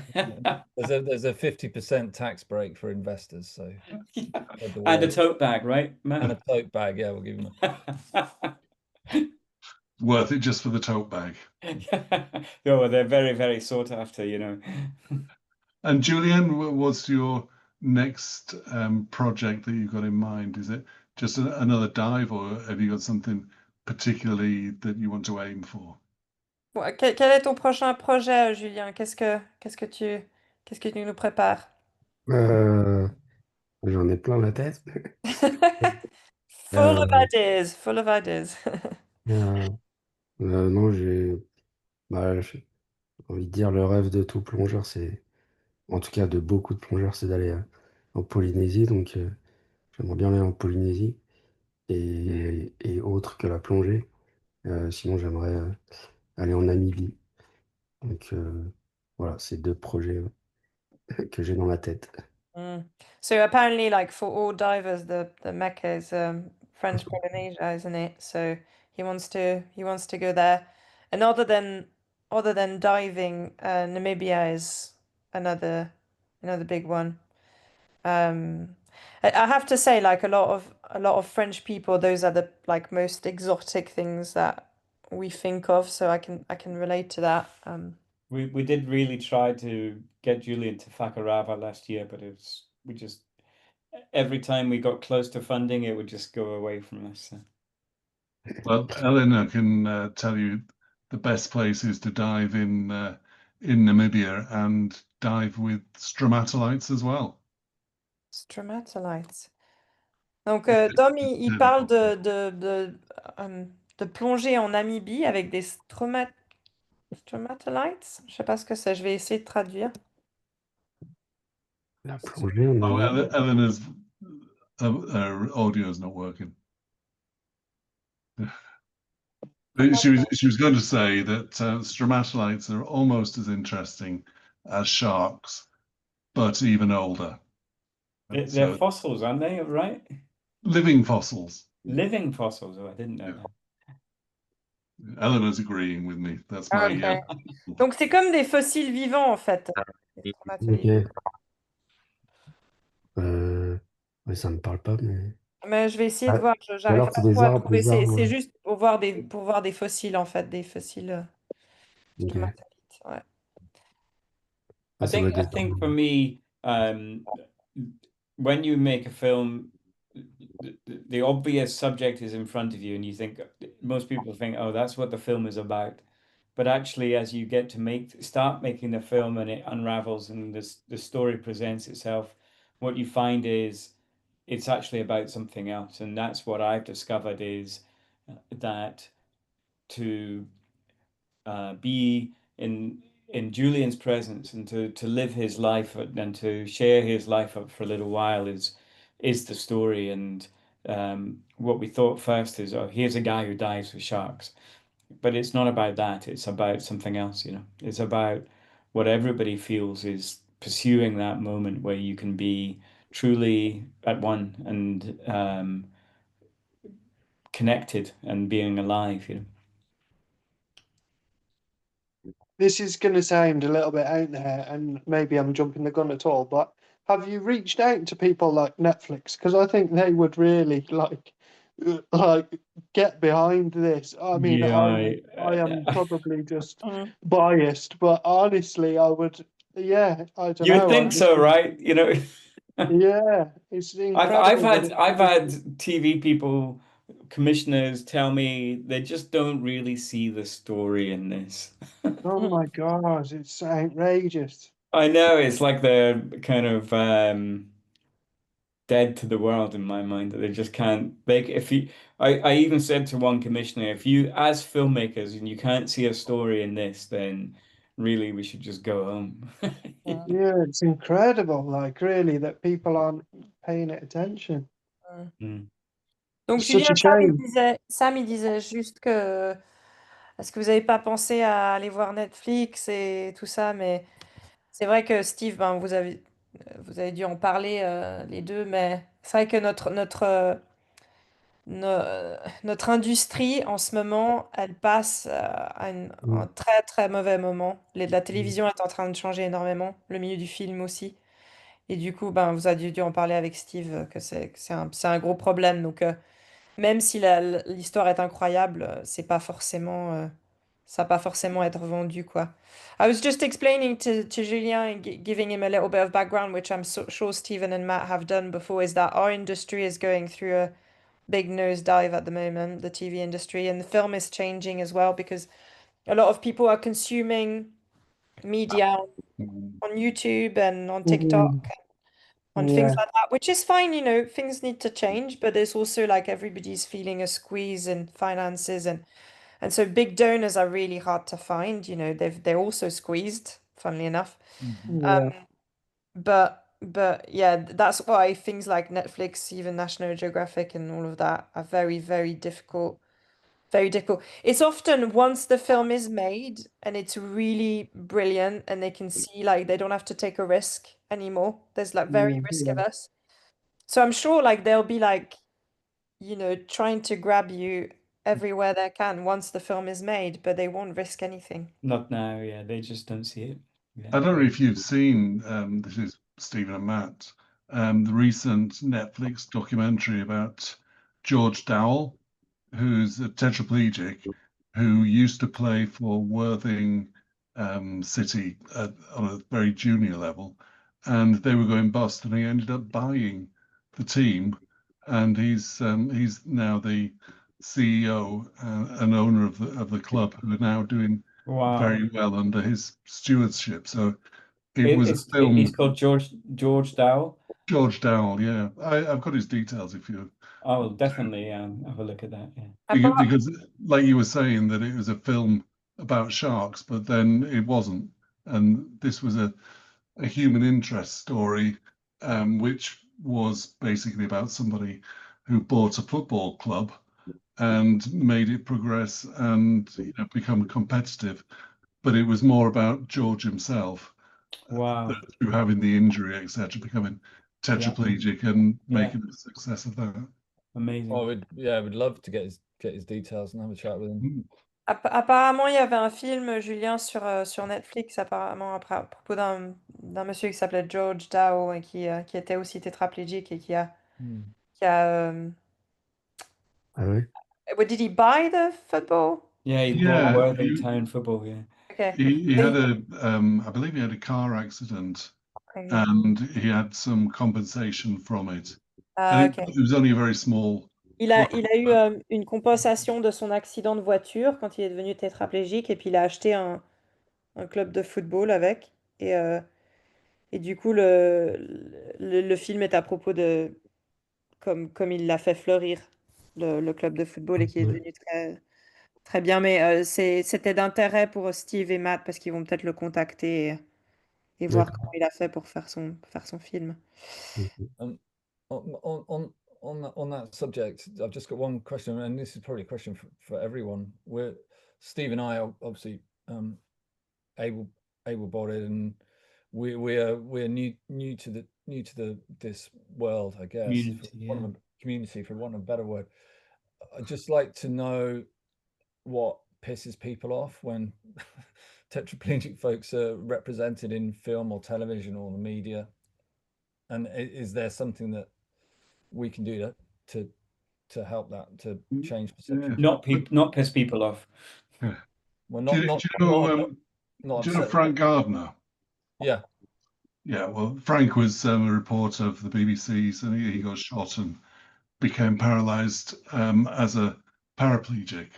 He did a documentary about his ambition to go across to Papua New Guinea to find these butterflies or birds of paradise, I think it was. I do remember that, yeah.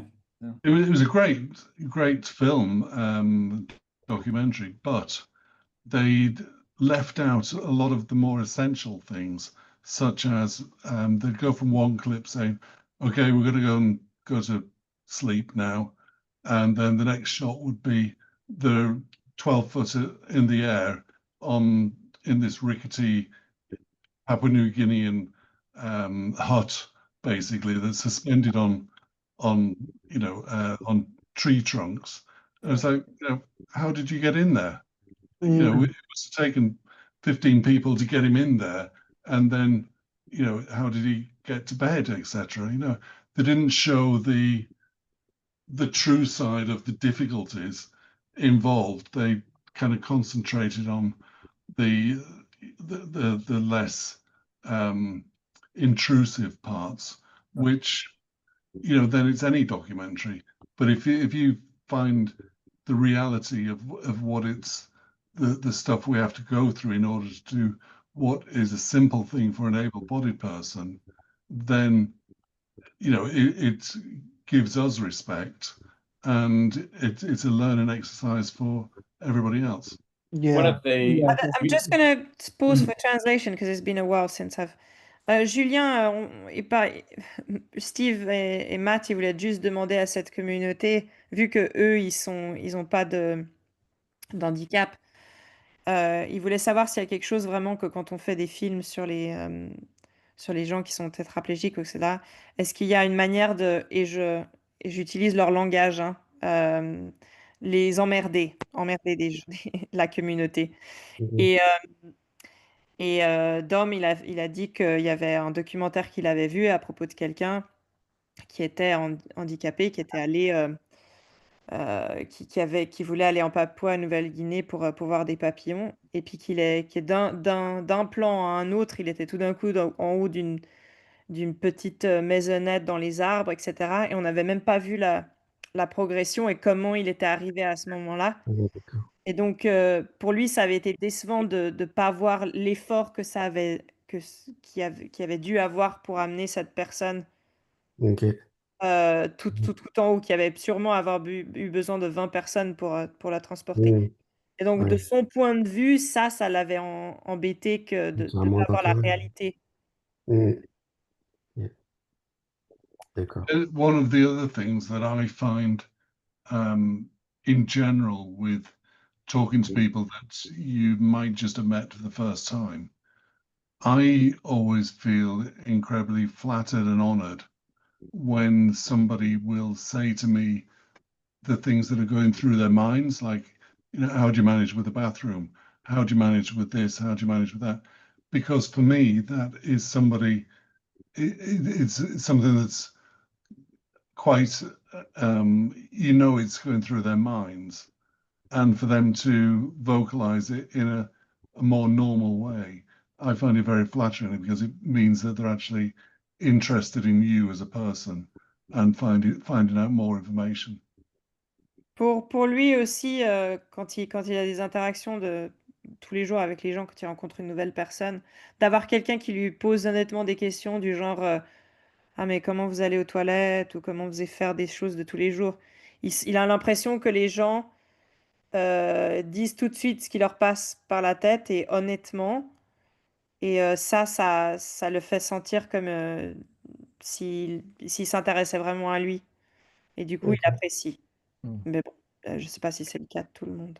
I think some of the hardest filming that I've probably ever done is we spent a week with Julian last November, October, and he graciously allowed us to film him going through how he wakes up, how he is hoisted out of his bed, how a woman comes round to wash his hair, and another person comes to dress him, another person to give him physio, but that person lives in the north of Paris and the metro is not working, so they're not going to come today. So Julian has to wait. That's it, in bed. And okay, well, we'll go back to life the next day, and how dependent he is on these people and their lives, their routines, everything else, um, and just really the really kind of the change in pace and I make adventure films, and so for me it was like an extraordinarily the Julian the diver I get, I can film that, and that was easy. But this peace and this solitude and this the best word I can find for it is mindfulness, where Julian is really just still and patient and quiet and so we tried to capture that as much as possible as well. Est-ce que tu as tout compris, Julien, de ce qu'il a dit À peu près, mais je veux bien que. après? Bah, Ouais. il disait que pour lui, ça avait été une expérience incroyable de voir la vie de tous les jours pour toi. Vu que lui, ben, de filmer les gens en train de plonger, c'est quelque chose qu'il a fait déjà beaucoup de fois. Euh, mais de voir quelqu'un avoir ces moments de, comment dire, d'être tranquille, d'être calme et de pas faire grand-chose et d'attendre. Et aussi de voir que, par exemple, tu étais très dépendant des gens qui venaient pour t'aider le matin dans ta routine, dans tous les jours, et puis que tout d'un coup, ouais, s'il y a la grève de métro à Paris, ben voilà, la personne ne va pas venir. Et de voir avec le calme que tu avais en faire ces situations, ouais, ça l'a beaucoup, il a beaucoup admiré. Et puis c'est vrai que c'est différent pour lui. C'est un métier pour faire des films comme ça à propos de ces sujets-là. C'est très différent de ce dont Matt et moi, par exemple, et Steve, on a fait toute notre vie. Donc c'est très intéressant. Ouais. Bah, je pense que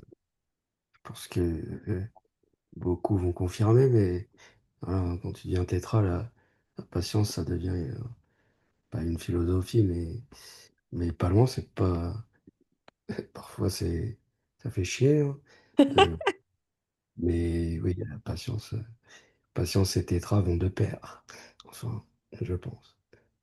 Yeah, well, it makes him laugh because when you become tetraplegic, and a lot of you would have experienced this, your patience almost become a philosophy or a way to live.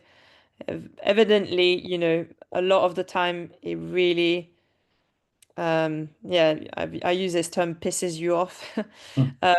But you just have to get used to it, I guess. I think it's a case of having to choose your battles in some respects.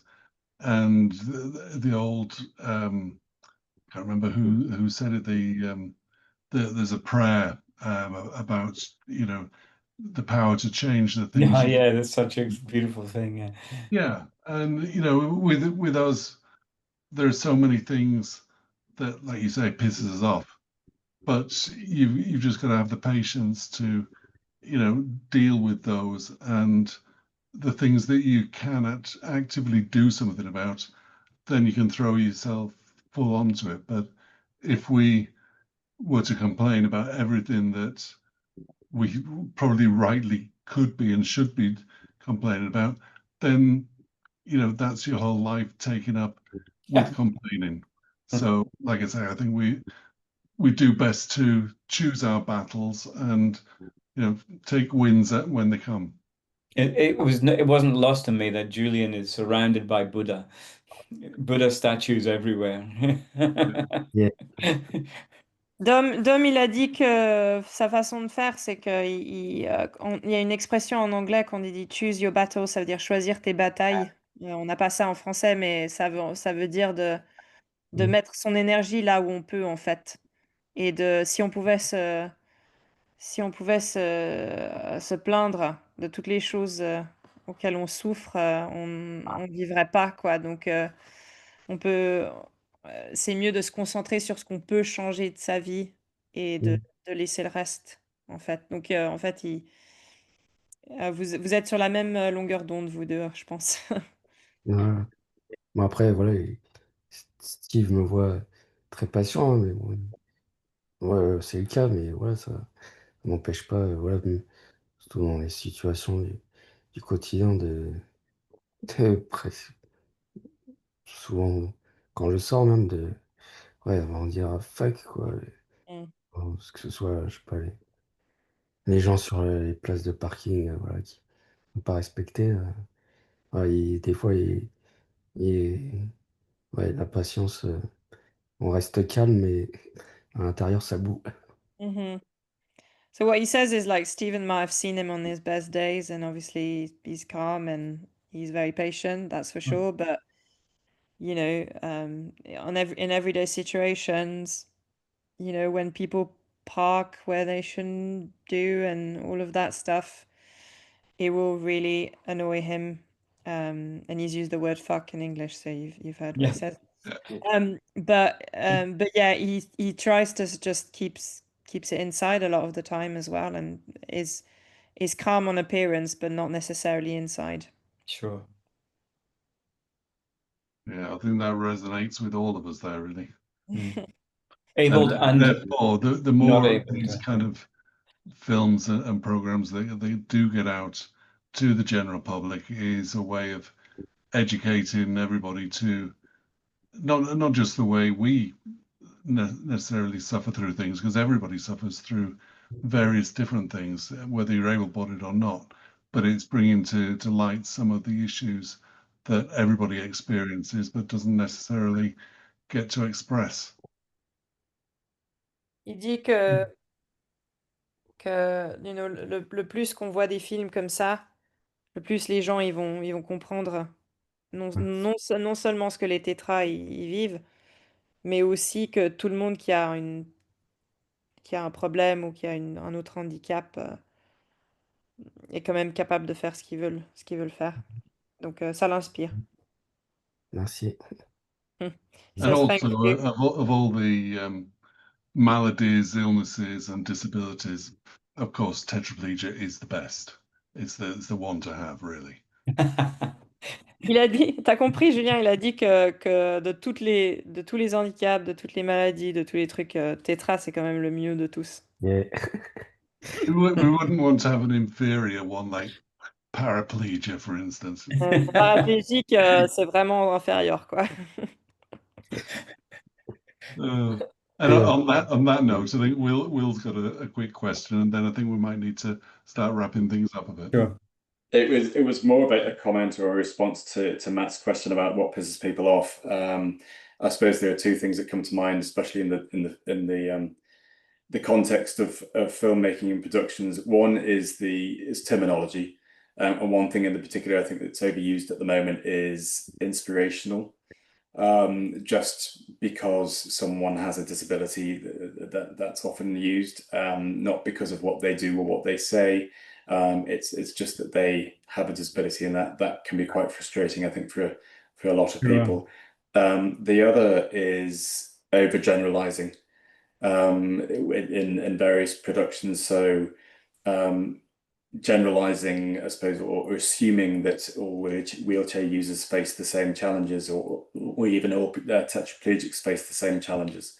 So I think it would be great to, I suppose, going back to Dom's point, you know, the intricacies of, you know, what happens when getting up in the morning, what challenges are faced outside of of the dive would be really interesting for a lot of people.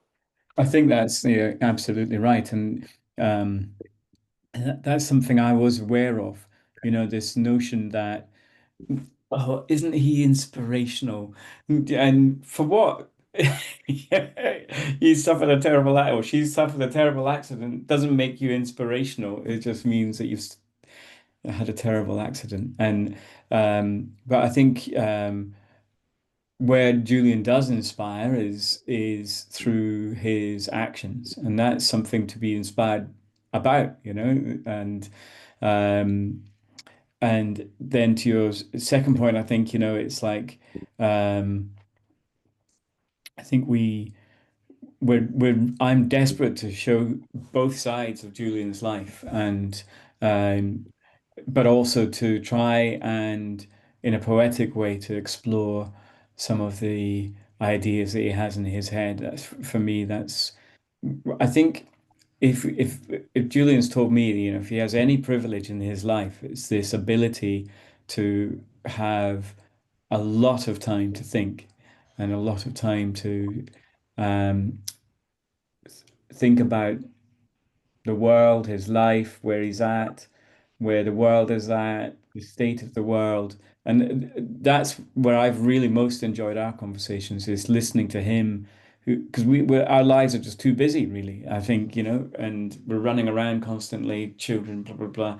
But Julian has these periods of a day which are very still and very quiet, and has this ability to really think about things. And that's something, that we really want to explore as well. Donc, oui, il disait à propos des choses qui emmerdent la communauté Tetra sur les films, etc. Il disait, une des choses, c'est quand on dit oh mon Dieu, il m'inspire tellement juste parce qu'il a un handicap, tu vois, ouais, le fait il est capable de faire ça, enfin, c'est un peu simpliste. Et l'autre chose qu'il a dit, sorry, I just want to make sure I get it right, Will. The second thing that you said pisses you off is the generalizing.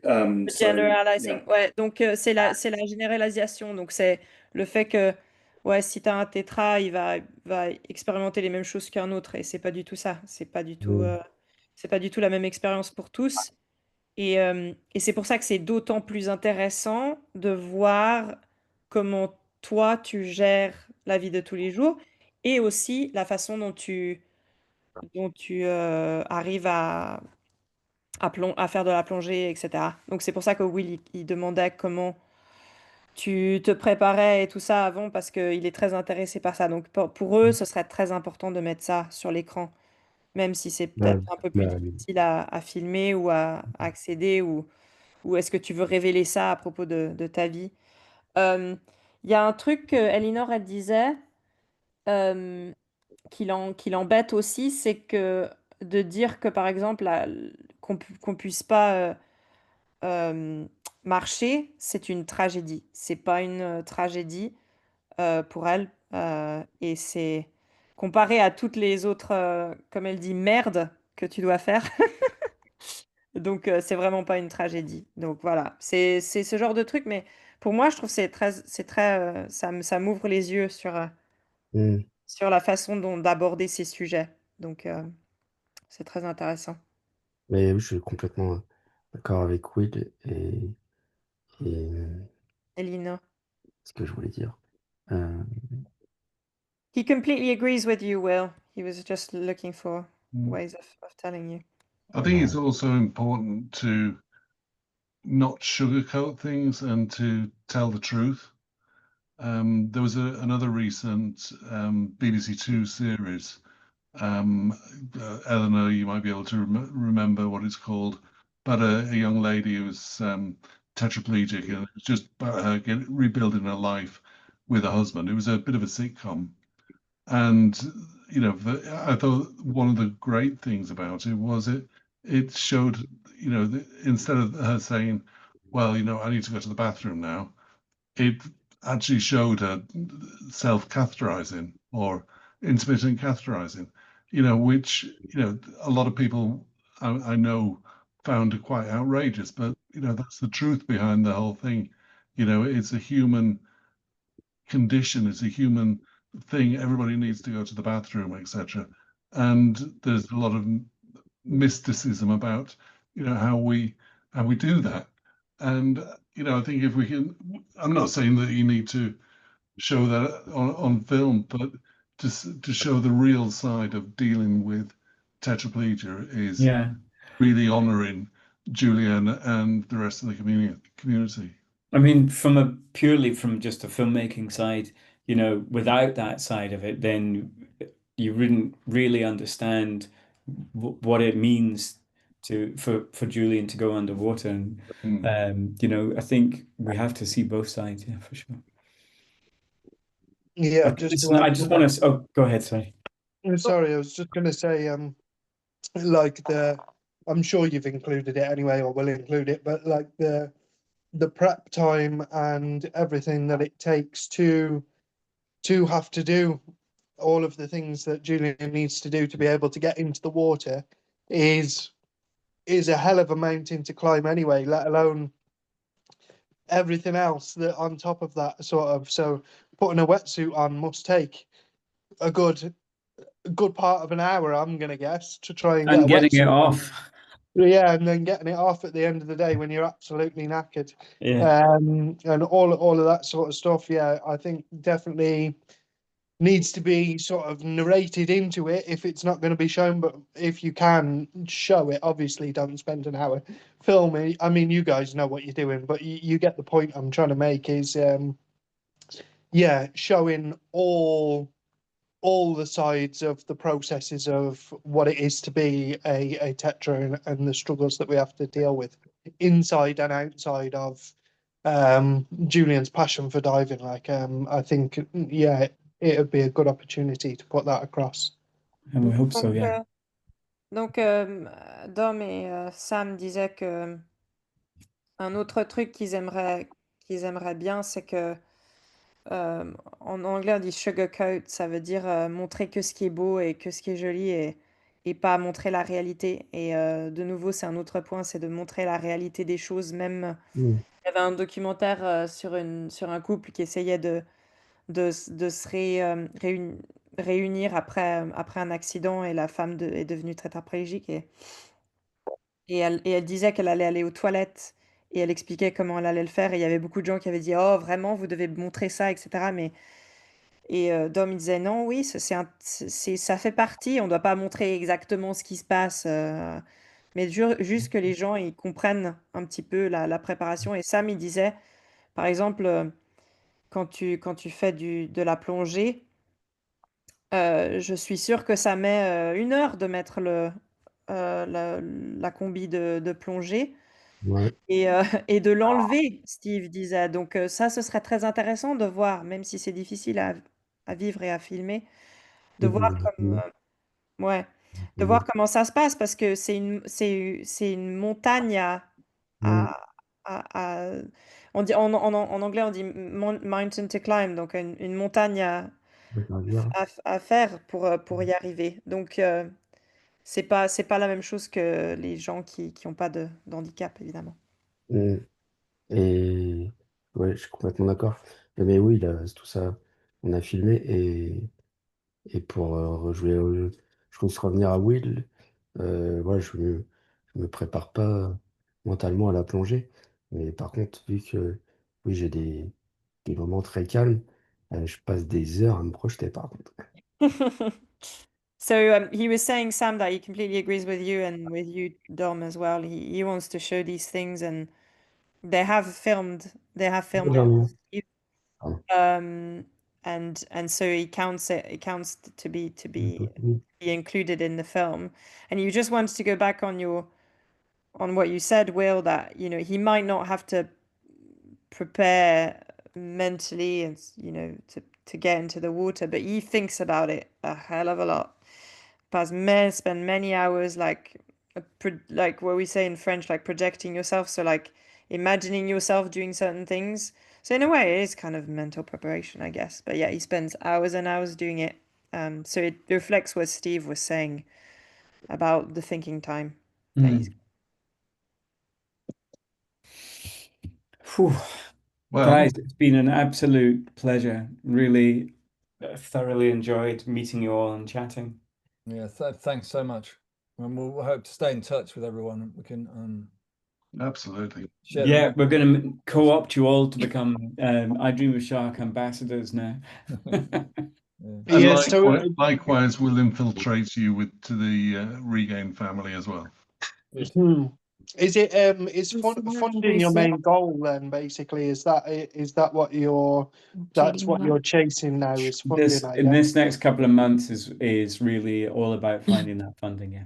Okay, so just off the top of my head, again, I'm sure you've probably thought about it, but have you explored things like Kickstarter and GoFundMe's and all of that I sort of think stuff? that's our next stage. Yeah, yeah. Okay, cool. All right, good. I'm just thinking off the top of my head, but yeah, that's yeah, good to hear. Basically, good.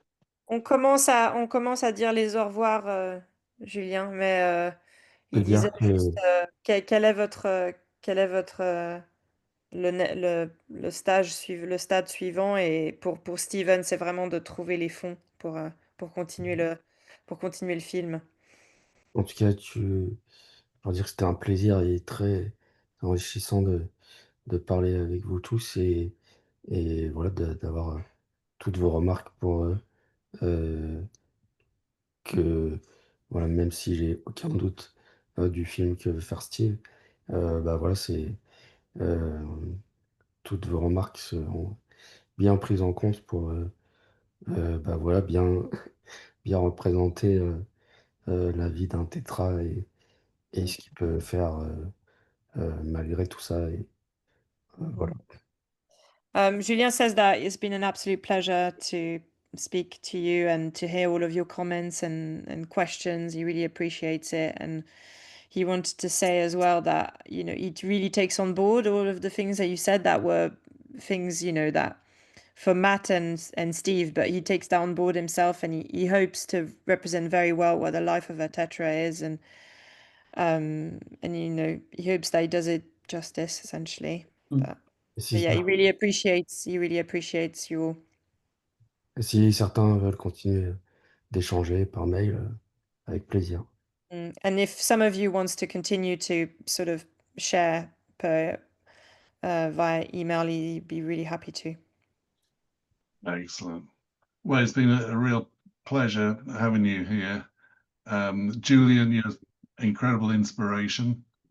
I'll take that back. Got some social media, Julian, we can follow? On ne fait pas. Il a dit que tu étais une inspiration, et puis après il a dit non, je vais pas le dire.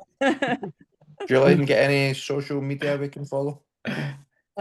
Julien, tu es sur les réseaux sociaux? Ouais, yes. Facebook et Instagram. And also I Dream of Sharks Instagram as well, I think.